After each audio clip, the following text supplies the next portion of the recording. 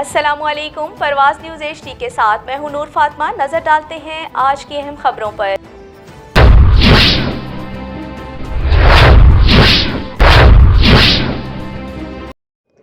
علاقہ تھل علمی، ادبی، سماجی اور ثقافتی لحاظ سے شاندار روایات کا امین ہے۔ انہی شاندار روایت میں سے ایک روایت یہاں پر پنجابی اور سرائیکی ادب کے فروغ کے لیے پروقار مشاعروں کا انعقاد ہے۔ اس حوالے سے تھل ادبی سرائیکی سنگت کے زیر اہتمام سالانہ آل پاکستان سرائیکی مشاعرے کا انعقاد کیا گیا۔ اس مشاعرے کے احوال سے ہمیں آگاہ کر رہے ہیں ہمارے ڈویژنل بیورو چیف راجہ نور الہی عاطف اپنی اس رپورٹ میں۔ علاقہ تھل علمی، ادبی، سماجی اور ثقافتی لحاظ سے شاندار روایات کا امین ہے۔ ان شاندار روایت میں سے ایک روایت یہاں پر پنجابی اور سرائیکی ادب کے فروغ کے لیے پروقار مشاعروں کا انعقاد ہے۔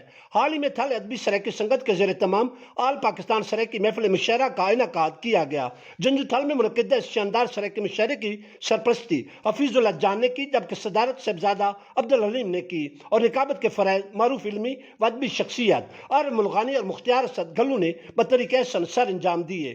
ناور علاقائی سماجی شخصیات نے بھی اس مشاعرے میں خصوصی طور پر شرکت کی۔ اس موقع پر ناور شعراء کرام پروفیسر قلبی عباس، سید خلیل فریدی، منور سعید، حاتم بلوچ، مرشد افکار علوی، یوسف سانول، کاظم حسین کاظم، امین شاطر، سلیم سعید، عصمت گرمانی، عادل کھواڑ، مخمور کلندری، رمضان عاطف، فیاض قاسمی، پرویز منیر، مستنصر بخاری، وسیم گلشن، یوسف لنگڑیال اور دیگر شعراء کرام نے اپنا تازہ کلام پیش کر کے شرکائے محفل سے خوب داد وصول کی۔ دریں اسلام تھل کے معروف سرائیکی شاعر یوسف لنگڑیال نے میڈیا سے خصوصی گفتگو میں کہا کہ علاقہ تھل میں ایسے سرائیکی مشاعروں کے انعقاد سے جہاں نئے شعراء کی حوصلہ افزائی ہوتی ہے، وہاں سینئر شعراء کرام کی ادبی صلاحیتوں کو بھی مزید جلا ملتی ہے۔